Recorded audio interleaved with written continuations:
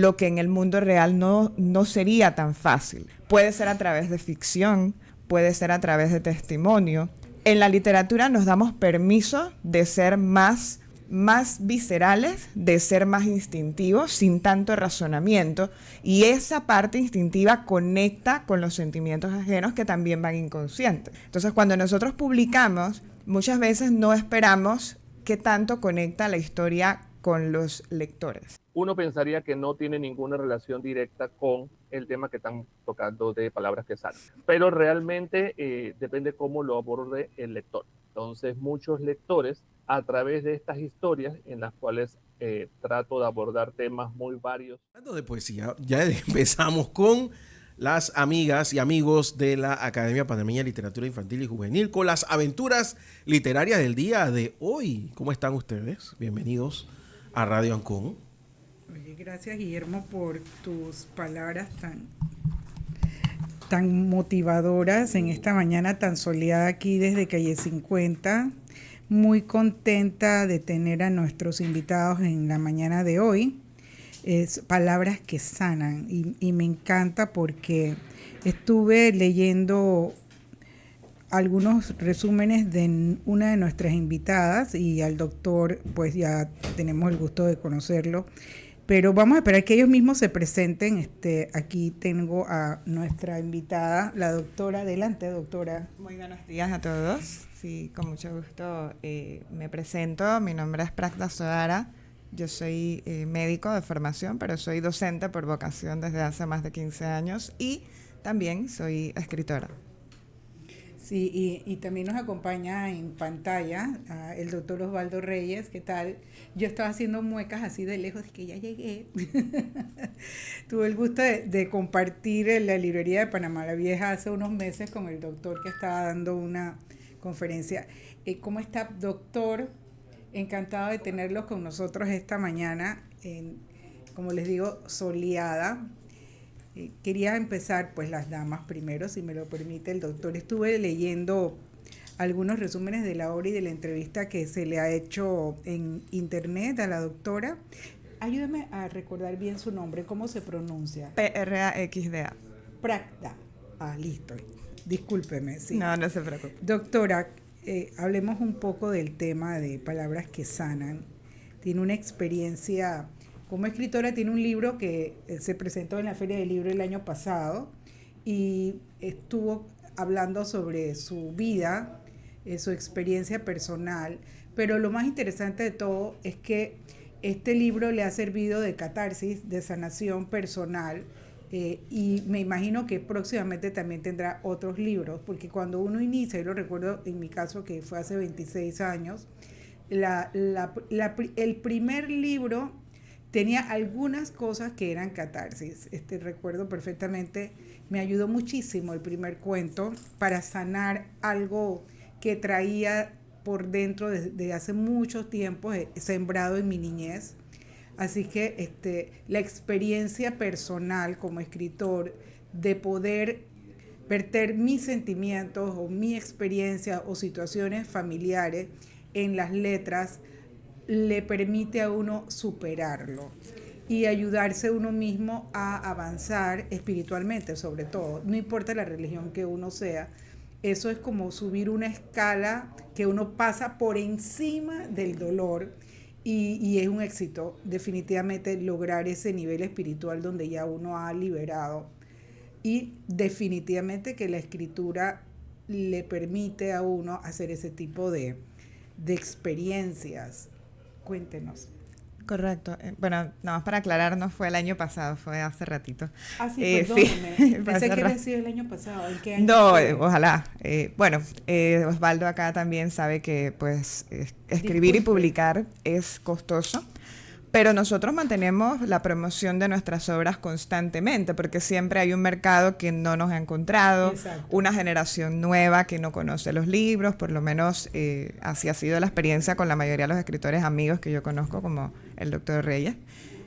A mí me sirvió muchísimo cuando publiqué mi primer libro el hecho de que yo todavía no había sanado, porque todavía tenía esa tinta, ¿no? Todavía tenía ese dolor que todos cargamos son distintas historias, pero el sentimiento es igual. Uno llega a la vida adulta sintiendo que hay cosas que no logró enfrentar porque le tocó madurar, porque le tocó ser la piedra para los demás, ser el apoyo. A veces nosotros ni siquiera nos percatamos de que eso que llevamos cargando le hace daño al resto de nuestras relaciones, a nuestros vínculos. Pasamos por la vida ganando pergaminos, pero no curamos heridas porque de alguna forma eso nos avergüenza. Entonces, en el caso particular de mi primer libro, eso es una experiencia muy personal, llevada a, no solamente a catarsis, sino a un poquito de exageración, precisamente porque la literatura permite eso. La literatura permite crear una persona de nosotros mismos que tiene licencia para drenar lo que en el mundo real no sería tan fácil. Puede ser a través de ficción, puede ser a través de testimonio. En la literatura nos damos permiso de ser más viscerales, de ser más instintivos, sin tanto razonamiento, y esa parte instintiva conecta con los sentimientos ajenos que también van inconscientes. Entonces, cuando nosotros publicamos, muchas veces no esperamos qué tanto conecta la historia con los lectores.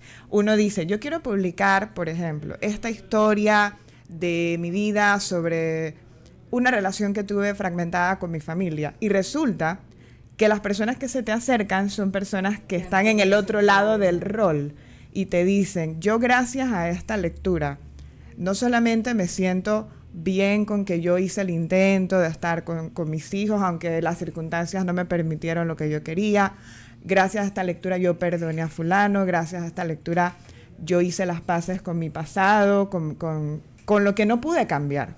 Entonces, ese resultado es inesperado. Uno no sabe a qué punto la catarsis personal va a conectar con las heridas ajenas. Y ahí ese es el territorio común en donde nosotros tenemos que tratar de llegar. Porque las personas ahora, sobre todo en esta época, están en pura fachada, en protegerse, que nadie sepa que tengo dolores, que nadie sepa que yo soy un ser humano, que nadie sepa que lloro. ¿A quién estamos engañando? Y ese es el único territorio que todavía tiene que salvarse de esa necesidad de nosotros de posar y de estar siempre incólumes, ¿no? Entonces, esa experiencia para mí fue positiva en ese sentido, sobre todo, más que por mi propia experiencia de sanación, por el hecho de que la gente se abría a mí con historias que ni siquiera ellos mismos habían verbalizado. Fabuloso. Háblenos más de su obra y disculpe. ¿No? Háblenos de sus obras. Sí, claro. La primera es sobre vínculos familiares sin resolver, asuntos que yo cargaba como preguntas sin respuesta y necesitaba las respuestas. Lo que yo no sabía era que ese primer libro me iba a dar el proceso para no tener que tener las respuestas, sino hacer las paces con que esa fue la situación que sucedió, que yo no pude cambiar, y qué herramientas tenía yo para cambiar lo que sí podía cambiar, lo mío, mi visión de mi vida. Entonces, ese primer libro, Sobre tus hombros, cartas a un padre, en realidad son cartas a mí misma, son cartas a la persona que yo fui a lo largo de todo ese tiempo, y esa visión de luces largas me sirvió mucho también para ver la parte que yo conscientemente no podía ver, de cómo esas ausencias marcan. En mi segundo libro, Abrazos de oso, eso sí es un poquito más experimental porque se trata de osos de peluche y juguetes que cuentan historias de adultos. Cuentan las historias de infancia de sus dueños, cuentan las historias de sus antiguos dueños, desde una perspectiva supuestamente objetiva. Pero en realidad es un ejercicio de proyección. Porque a veces cuando surge un conflicto por ejemplo, de pareja, de familia, de uno mismo con sus propias acciones, no somos suficientemente objetivos para ver el absurdo que estamos haciendo, el daño que nos estamos haciendo. Y desde la perspectiva de los juguetes, me encantó que yo podía incluso mofarme un poco de lo absurdo, de lo melodramático, incluso de la forma en que a veces uno ve una situación de relaciones como una tragedia y en realidad es un malentendido. Desde la perspectiva objetiva de los osos, se veía mucho más claro el panorama porque eran narradores omniscientes. Ellos sabían toda la historia atrás, todo lo que uno no dice en frente de otras personas, todo lo que uno se dice en su propio diálogo personal. Y mi tercer libro, A pesar de la educación, es un ensayo ya un poco más serio sobre mi experiencia en la educación universitaria. Yo cuando escribí ese libro no tenía tanto tiempo de educadora de tiempo completo, pero lo escribí precisamente porque yo sabía que pasado el tiempo iba a tener que visitar nuevamente la manera en la que veo la educación, y ahora han pasado como 8 años y definitivo que hay cosas que han cambiado. Entonces me gustó poder publicar ese libro porque a medida que uno avanza en esta labor de educar, que es mi vocación, tiene que ir corrigiendo y tiene que ir aprendiendo de las experiencias que se van acumulando. Entonces, para mí ese libro ha sido como lo más importante que he hecho en mi vida profesional, porque también me permitió asistir a la Universidad de Panamá, compartir con catedráticos, recordarles que ellos más que catedráticos son maestros, son modelos de conducta, son ejemplos. Y ahora, pues, que la inteligencia artificial de alguna forma amenaza con reemplazar a quien no se quiera actualizar, es muy importante recordar ese rol del maestro. Esos son mis 3 libros personales. También tengo una coautoría, Sin Anestesia, con David Rodríguez. Y estoy también en una compilación que se llama Basta, de 100 mujeres. Yo también. Exacto. Entonces, bueno, con mucho orgullo fui invitada a esa compilación y me gustó mucho la experiencia. Bueno, me encanta, no nos conocíamos y me encanta saber, porque aquí en la Academia de Literatura Infantil estamos muchos profesores dedicados a la docencia, algunos de escuela secundaria, de donde vengo yo, de profesora de educación de secundaria, pero ya sí me fui a la universidad a dar clases, y nuestra presidenta es una profesora de francés en la Universidad de Panamá por muchísimos años. Tenemos otros profesores también. Entonces nos encanta hablar en momentos, imagínense esas reuniones de nosotros donde hay varios docentes y nos robamos el micrófono. Pero me encantaría profundizar un poquito en algún momento sobre el tema de la docencia, sobre todo porque nos interesa muchísimo cómo en la docencia podemos utilizar parte de estos libros maravillosos que deben ser con respecto a lo que es la catarsis, o como usted bien indica, ¿no? La forma en que muchas personas con nuestros libros se acercan para hablar de algún tema. Nosotros tenemos un libro de cuentos juveniles, donde hemos usado uno de los cuentos y hemos tenido hasta un taller dentro de la Feria del Libro, creo que fue en Megápolis. Estuvimos trabajando un cuento en especial donde ayudamos a muchos niños, y lo hemos hecho en muchas escuelas que nos han invitado gratuitamente. Le digo porque algunos de nuestros oyentes deben estar pendientes de estos temas. Y cuando vamos con el cuento que se llama Lolita, que está en español y en inglés, los niños empiezan a hacer catarsis y empiezan a desahogarse de todos los efectos del bullying que han tenido en su vida. Entonces estamos usando ese cuento para eso casualmente, para que los niños se desahoguen, y de algo muy simple como un niño, que es a quien se le hace bullying en el cuento, porque tiene un tío que es homosexual y transvesti realmente, y los niños se burlan del niño que no tiene la culpa de la situación del tío.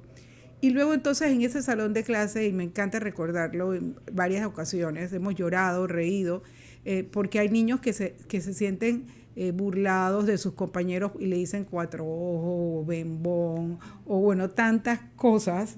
Y entonces eso nos sirve para sanar esas heridas de niños entre los 9 y los 10, 12 años, porque es que he estado en tantos salones que ya hemos hecho ese ejercicio tantas veces, pero es por eso, o sea, porque realmente, como bien lo indica este título, hay palabras que sanan. Claro. Y uno no tiene la menor idea de ese acercamiento. Entonces, en mis libros de adultos, pues, y de jóvenes, yo tengo varios temas al respecto, pero bueno, el tema no soy yo, el tema es Osvaldo Reyes, que está aquí con nosotros, y él va a hablar también sobre su experiencia y fabulosa sobre palabras que sanan. Adelante. Sí, estaba en mute. Bueno, primero que nada, muchas gracias por la invitación. Francia y yo nos conocemos desde hace mucho tiempo. Son colegas. Exacto. Y en la, colegas y en la Feria del Libro periódicamente nos encontramos, siempre quedamos hablando de algún libro, alguna historia. Ahora, mi visión de estos problemas es un poco diferente, porque obviamente mi tipo de literatura también es un género completamente diferente al que maneja, por ejemplo, Practa. Yo escribo literatura negra, básicamente tiene que ver con historias policíacas, detectivescas, de crimen, y uno pensaría que no tiene ninguna relación directa con el tema que están tocando de palabras que salen, pero realmente depende cómo lo aborde el lector. Entonces, muchos lectores, a través de estas historias en las cuales trato de abordar temas muy varios que entran dentro de la crítica social, se ven identificados con los problemas que viven los personajes del libro y se pueden dar cuenta precisamente que son víctimas de estas situaciones sin haberlo considerado nunca en primer lugar. Entonces, por ejemplo, tengo un libro que se llama En los umbrales del Hades, que básicamente lidia con el problema del abuso infantil, y he tenido lectoras principalmente que después de leerse el libro básicamente se han puesto a llorar, a recordar eventos o momentos que vivieron en su pasado que básicamente lo habían sacado de la memoria, o situaciones que pudieron haber vivido hijos o familiares y que no supieron valorar en su justa dimensión precisamente por los problemas que se presentaban hasta que lo vieron en un personaje en las páginas de un libro, que dentro de todo sigue siendo una historia de misterio, pero el tema sobre el cual estas historias giran es lo que básicamente puede llevar a la reflexión. Entonces, esa es mi línea de trabajo, básicamente. Me gustan las historias de misterio, pero que tengan o permitan hacer algún tipo de análisis sobre las situaciones de la sociedad moderna en la que estamos ahora. ¿Podría darnos un ejemplo de esta experiencia que se le hayan acercado a alguno de sus lectores donde hayan sentido cierta sanación o le ha permitido como conversar con usted de experiencias? Sí, por ejemplo, tocando el libro que mencioné, Los umbrales de las edades, una joven que trabajaba, bueno, no trabajaba, estaba en el centro penitenciario, que fungía ahí, la conocía por otros motivos.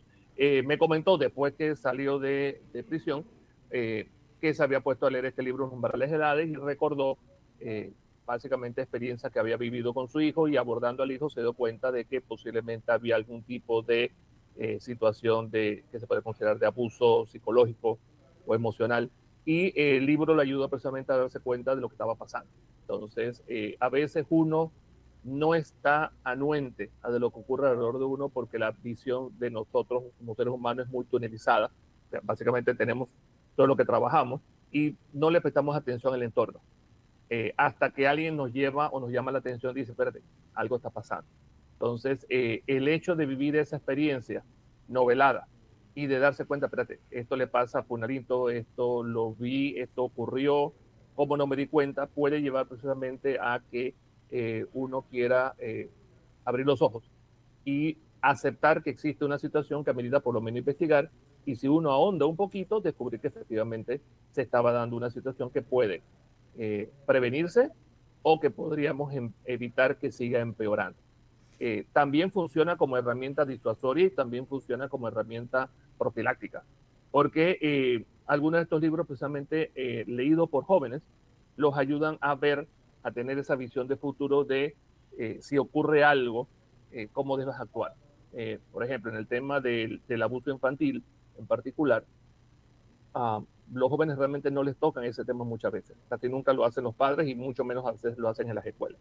Entonces, ¿cuál es la única forma que ellos tienen para defenderse? Es la educación. Alguien les tiene que decir, oye, si pasa esto, esto es lo normal, si ocurre esto, esta es la forma como debes reaccionar. Y eso precisamente ayuda mucho, el hecho de, por ejemplo, haber estado expuesto a un libro que le contó esta historia y le permite dar cuenta, estas cosas pasan y cuando esto ocurre yo debería reaccionar de esta forma. Por ejemplo, hablar con mis padres o mis tutores y decirles, ocurrió esto, no tener miedo de actuar pensando que algo malo va a ocurrir. Sí, por ejemplo, para ser bien concretos con nuestros oyentes, en mi cuento, Lolita, hay en esta conversación interna que tiene el niño y con este omnisciente, personaje que va hablando, él narra, por ejemplo, un hecho concreto, ¿ok?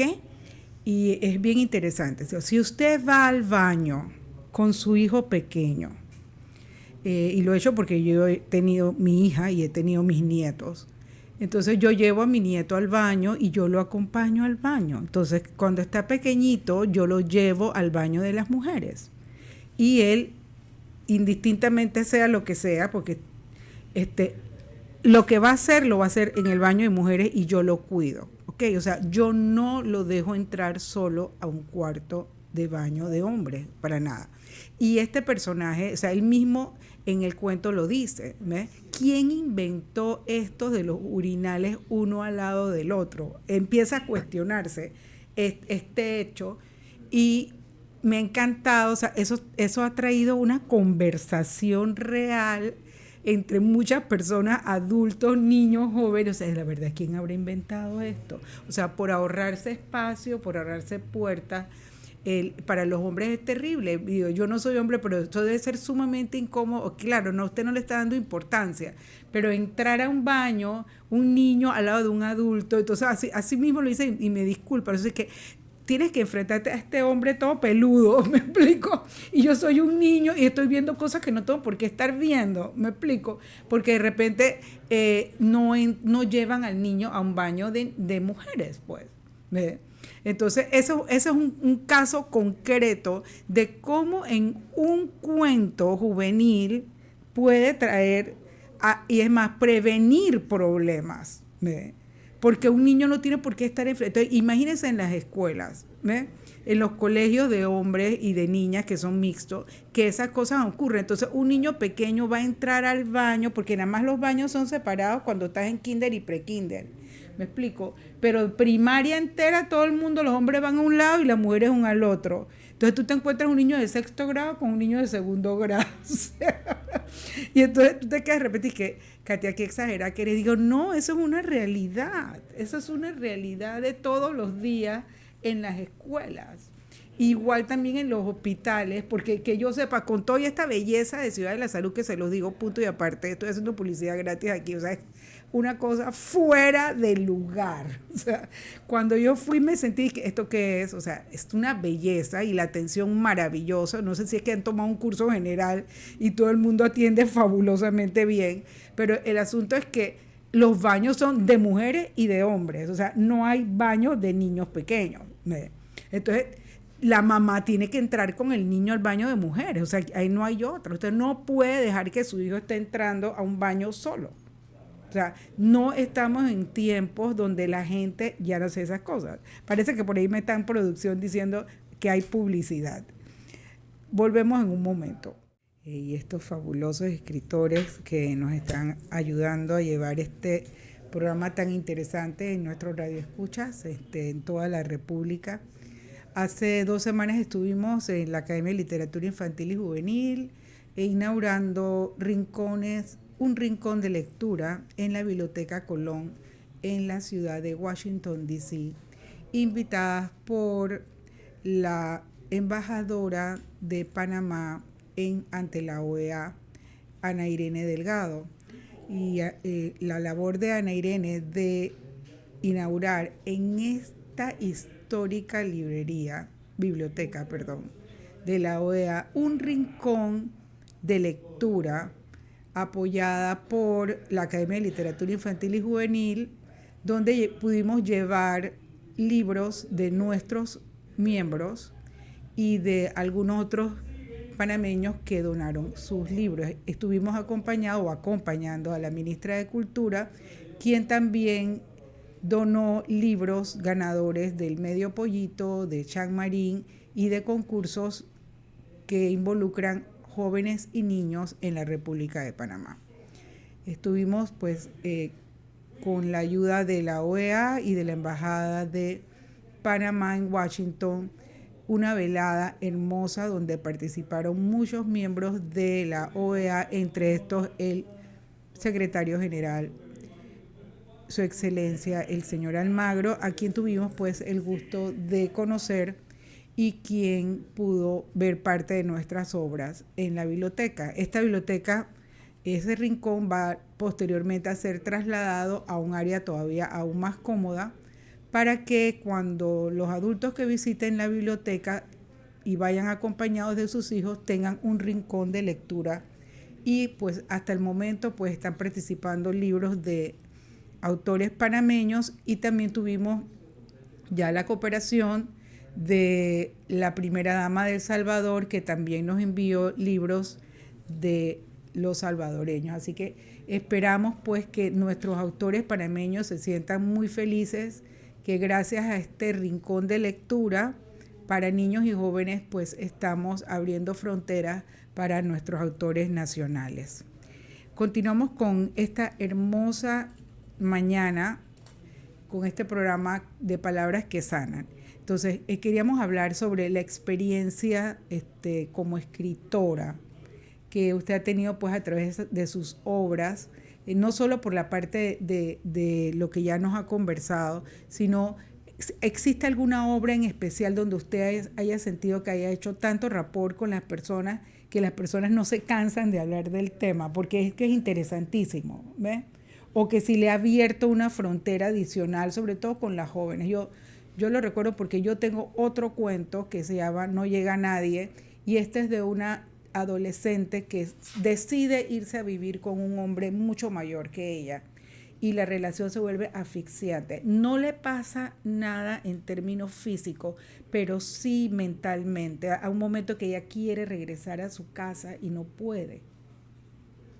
Bueno, en la parte del rapport, eso, como le decía, es inevitable, porque la obra para el lector no es lo mismo que para el escritor. En mi caso, como escritora, y puedo poner el ejemplo no solamente del primer libro, que es el más personal y sentido de los que he podido afortunadamente sacar para el público, el libro sobre educación también fue muy personal.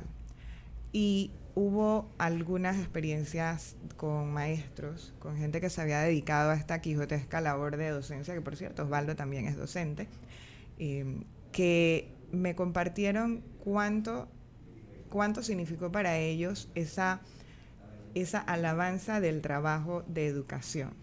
En mi libro, a pesar de la educación, yo siempre enfatizo en cuánto representaron mis maestros en mi vida, y no solamente los de la escuela, los de la universidad. Cuando uno está en las aulas de clase como estudiante, uno dice, yo tengo que estar aquí, y de alguna forma es un masoquismo, ¿no? Porque uno va sabiendo que va a tomar tiempo, en el caso de las instituciones privadas, que va a invertir un dinero, esperando una recompensa que es un pergamino, una licencia, una idoneidad, unas competencias logradas, medidas para poder ejercer una profesión. Pero en ese proceso uno sigue siendo una persona, uno sigue siendo un ser humano que tiene necesidades afectivas, necesidades de comunidad, de identificación.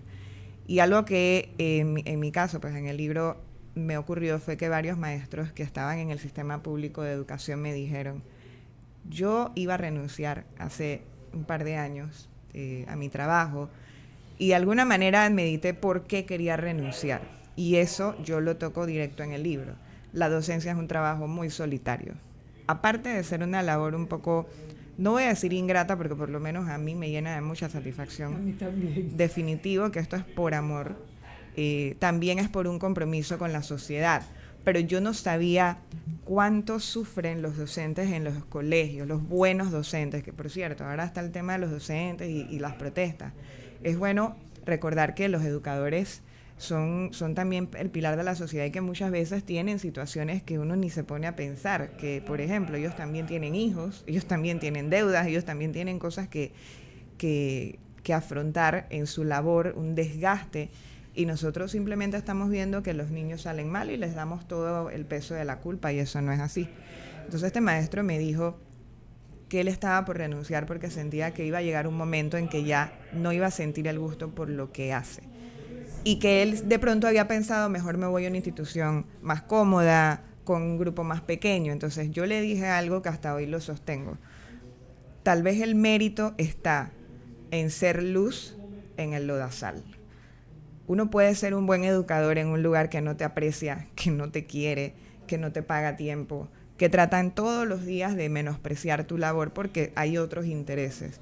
Uno puede ser un buen educador en un sitio donde los estudiantes de pronto van desmotivados, donde van, como en este caso de este maestro que me dijo, que iban hasta pensando en llevar armas a la escuela y hacían alarde, que ellos querían una pistola para Navidad, esas cosas, trabajaban en un lugar medio con una situación social. Y yo le decía, vea, usted tal vez no se ha puesto a pensar que usted es el único bastión de valores que tienen esos niños cerca todo el día, porque los papás, las mamás están trabajando, porque no tienen figuras de identificación.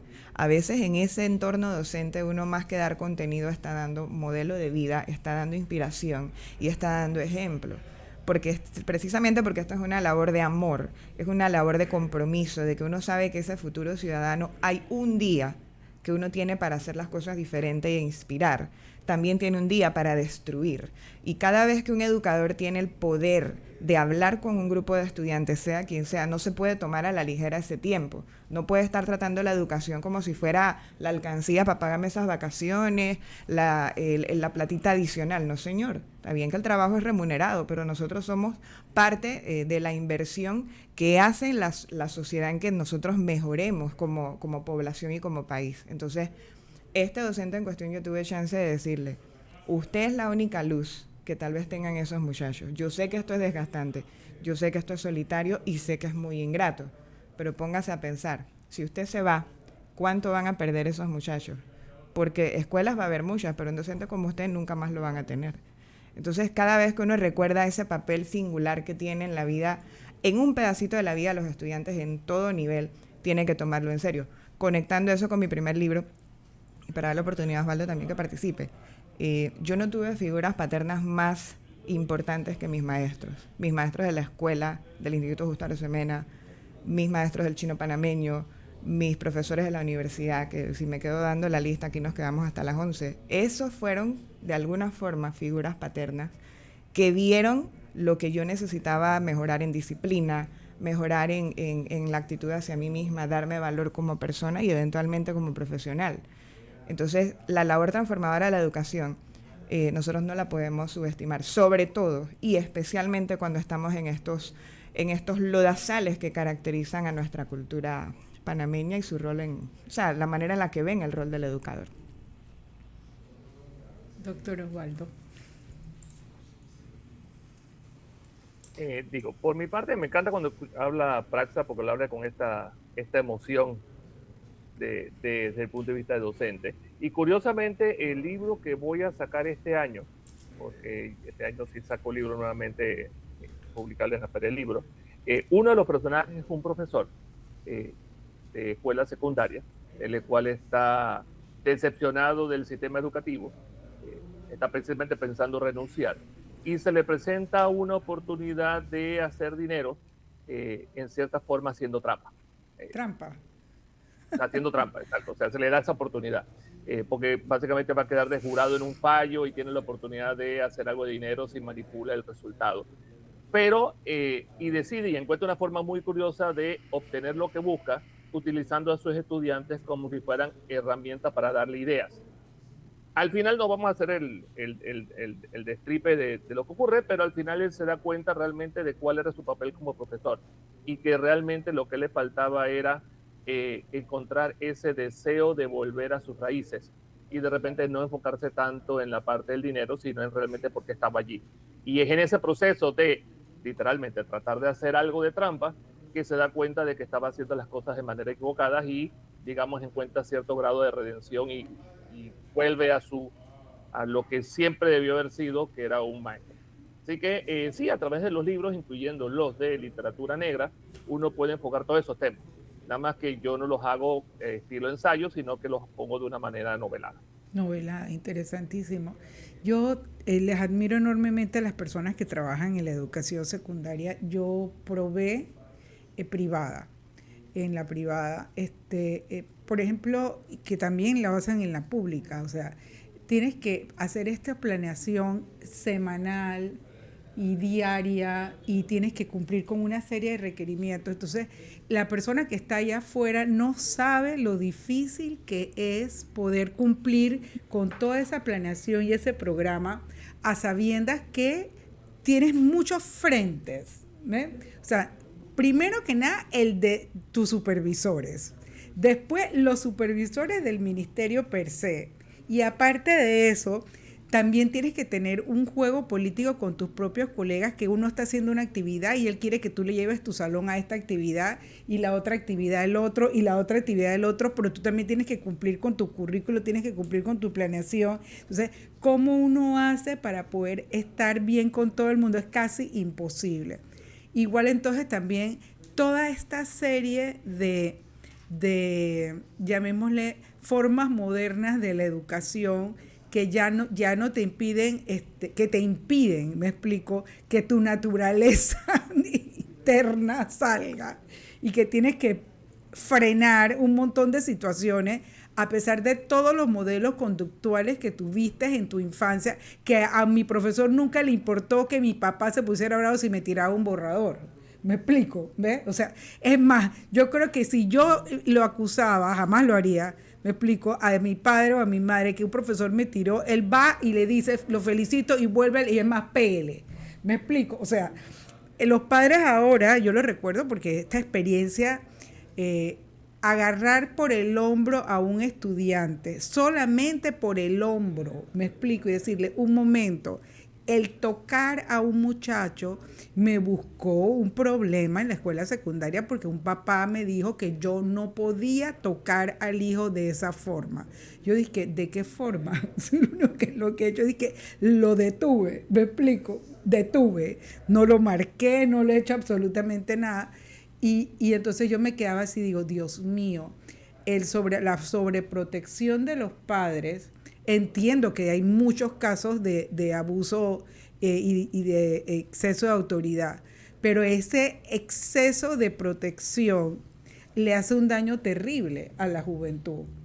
Porque si un profesor te detiene es por algo estás haciendo, entonces digo, y yo sinceramente le digo la verdad, gracias a Dios, yo sé que es Dios el que me sacó de eso, yo salí huyendo.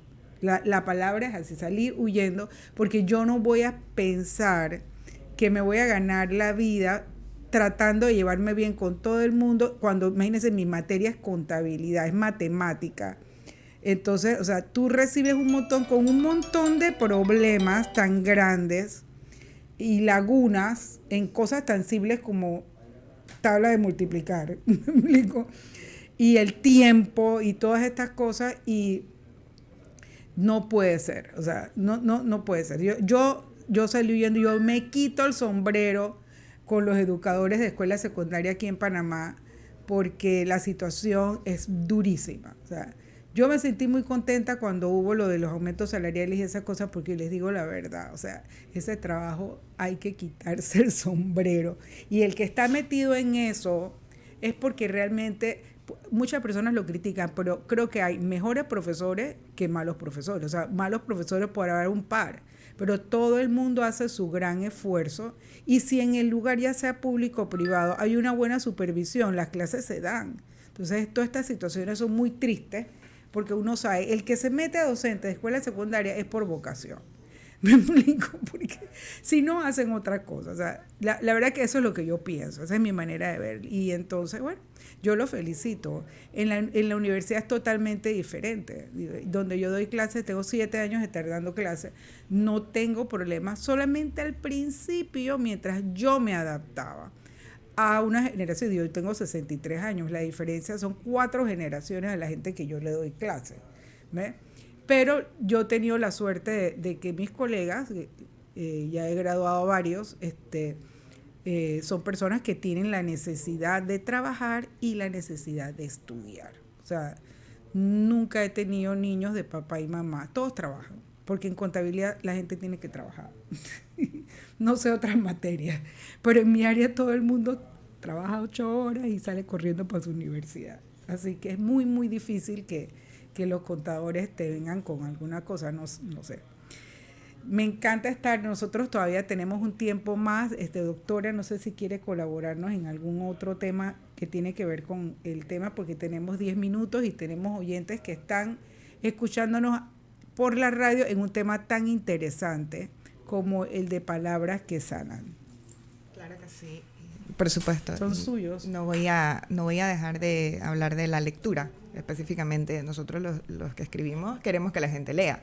Nos interesa mucho no solamente la parte de promocionar nuestros libros, y qué bueno que Osvaldo va a sacar un libro este año. Estaré ansiosa esperando. Felicidades. También el tema de la lectura, en especial en estos tiempos donde estamos ocupados, distraídos. Ya se habla hasta el cansancio de lo de los dispositivos, pero en verdad estamos distraídos en evitar estar con nosotros mismos, diría yo. Hay un asunto de la lectura que es inevitable con respecto a las demás formas de pasar el rato, y es que la lectura es una actividad que se hace casi siempre en solitario, que se hace casi siempre en silencio y poniendo una atención exclusiva a lo que estamos absorbiendo del ejercicio. Las personas tienen que entender que eso de tiempo para leer no existe. Nosotros tenemos que hacer el tiempo, así sea un rato, que en el metro, ay no, que es que en el metro no hay puesto y yo no puedo leer parado. Bueno, está bien, ok, te puedes agarrar y puedes agarrar un librito chiquito de bolsillo, que también hay otros libros que se llaman breviarios, que son más pequeños, los puedes llevar en la cartera, que puedes ir en un momento de tu hora de almuerzo, tú estás almorzando y en vez de estar viendo algún tipo de información estresante, porque ya para estrés hay demasiado, agarra un libro, ponte a leer un rato, léete un capítulo de ese libro que compraste, que no te has sentado a leerlo. En la noche, esa es la mejor manera de conciliar el sueño. El libro te cae en la cabeza, te aturde y no te pasa nada. Te duermes con el celular en la cara y probablemente te quema. Entonces, el tiempo para leer, yo siempre les exhorto tanto a mis estudiantes en el trabajo como a mis amistades, que traten de hacer ese momento, porque también conectar con ese espacio con uno mismo sana. Estar solo con sus pensamientos es importante. Aprender a estar cómodos con nosotros mismos en total silencio y en ese espacio mental donde nada nos distrae es parte de sanar. Bueno, del lado de acá, completamente de acuerdo con lo que menciona Praxa. Inclusive en los tiempos modernos se tienen herramientas que nos pueden ayudar. No todo tiene que ser necesariamente malo. La realidad es que se le da mucho tiempo a la vida digital. Realmente se han hecho estudios que han demostrado que a lo largo del día perdemos 40% del tiempo en conexión con redes sociales, por ejemplo, sin que necesariamente sea en el modo de yo soy el que estoy interactuando, sino simplemente viendo lo que la pantalla da.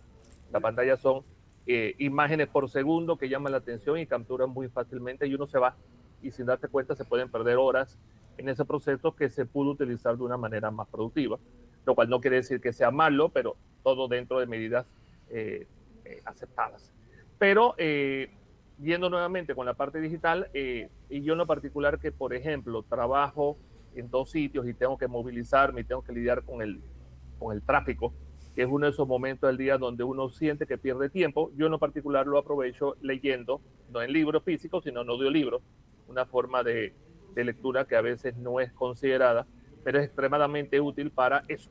Entonces uno se puede obviar del exterior, del estrés que uno lo rodea a la hora del tranque y simplemente disfrutar un buen libro o una buena lectura escuchándolo de forma narrativa. Que los estudios han demostrado funciona casi tan bien como tener el libro físico en mano y estarlo leyendo, por encima de, por ejemplo, sentarse a ver un programa de televisión. Entonces, hay que aprovechar el tiempo, hay que saber organizarnos mejor y utilizar la tecnología dentro de lo que nos permita aprovechar mejor esas circunstancias para que el día sea realmente productivo, no solamente desde el punto de vista laboral. Productivo me refiero a estar con la familia, que el tiempo alcance para hacer otras cosas que nos ayuden a estar más satisfechos con nuestro día a día. Sí, esto de lo del audiolibro es encantador. La verdad es que a mí me encanta leer, entonces, bueno, tanto así que Dios me regaló un esposo escritor, entonces, uno se la pasa, o sea, a él lo que hago es que lo escucho, y entonces, pero uno se la pasa en la casa pues leyendo, pero ciertamente esto de la lectura en el internet, creo que yo pertenezco en los últimos años a esa lectura. Entonces, casualmente, antes de ayer me estaba preguntando una señora, y que ¿cuánto tiempo usted permanece con el celular? Y me dio pena. Usted no sabe la afectación del G5 que usted tiene, me dijo así, y es que, ay señor, y es que bueno, y bueno, lo he intentado en estos días, casualmente me quedé 10 horas sin el celular y sobreviví. pero a veces uno digo, bueno, si a uno le pasa de adulto, imagínense yo de abuela y estoy acostumbrada a andar, ¿cómo serán los chicos? Entonces hay muchos chicos y me encanta verlos que sí están usando el ebook y uno lo ve, pero no es algo así como muy constante.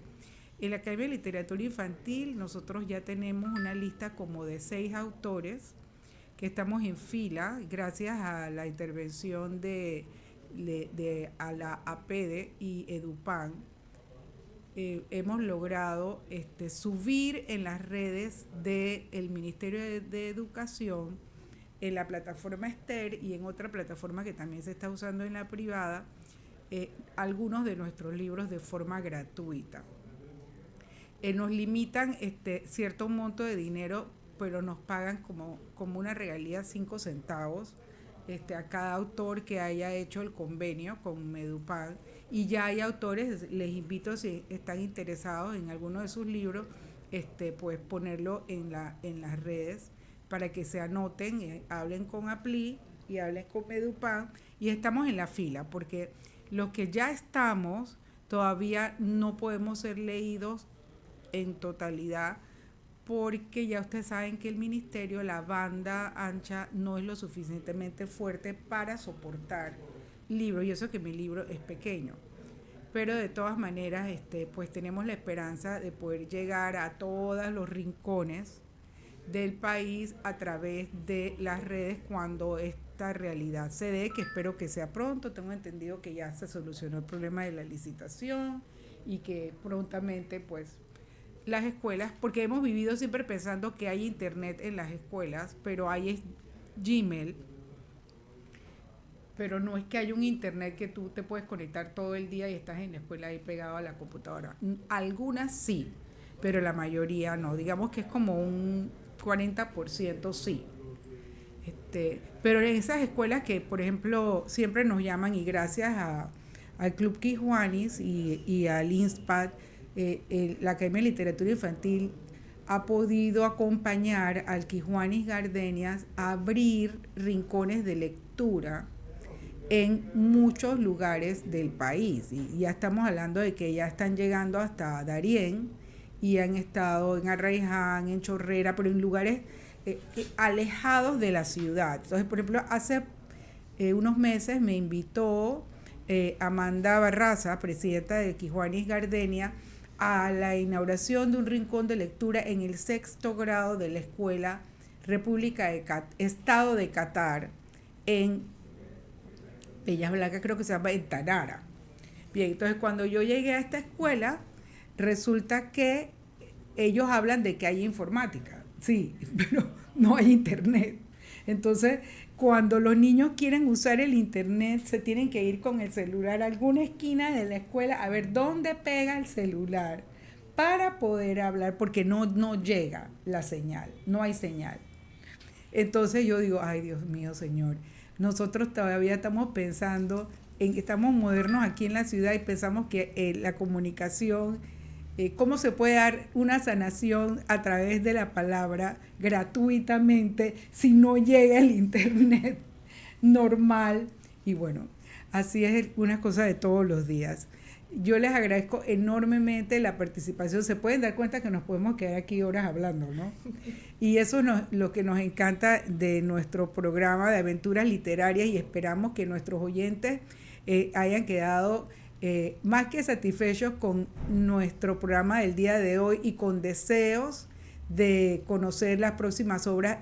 Doctor Osvaldo, si nos puede decir, ¿ya tiene fecha de la presentación o todavía? ¿Y cómo se llama el libro que usted va a presentar en la Feria del Libro que se está realizando? Como ya lo saben, va siempre pegadito el 13º de agosto, es entre el 13 y el 20, en esa semana es la Feria del Libro de Panamá. Y yo sé, porque hace poco estuve conversando con ellos hace una hora, que ya estamos casi listos, porque esta es una organización increíble gracias a Capali. Cuéntenos, ¿cómo se llama el libro? Bueno, no puedo adelantar mucho todavía, lamentablemente. Tendremos que esperar a que estemos más cerca de la fecha. Pero sí, ya el libro está escrito, está listo, está en proceso de edición. De edición. Y obviamente se mantiene en el sistema, en el género mío de género negro. Y no tenemos fecha todavía, pero de que voy a estar en la feria presentándolo, garantizado. Sí, bueno, muchísimas gracias, doctora, también. Bueno, nosotros acá en la academia pues ya sí tenemos a 3, 4 autores que ya estamos listos para nuestros nuevos libros en agosto en nuestra esquinita a través de del local de Radio Ancon. Y ustedes saben que nosotros tenemos un programa en vivo directamente desde la feria todos los días. Sí, ya tenemos años en esto y bueno, les damos muchísimas gracias por su participación. Espero que los tengamos nuevamente. Les agradezco su presencia. A nuestros oyentes, muchísimas gracias por estar con nosotros en esta soleada mañana. Espero que tengan un día maravilloso y que nos vemos el próximo miércoles a la misma hora y en el mismo canal.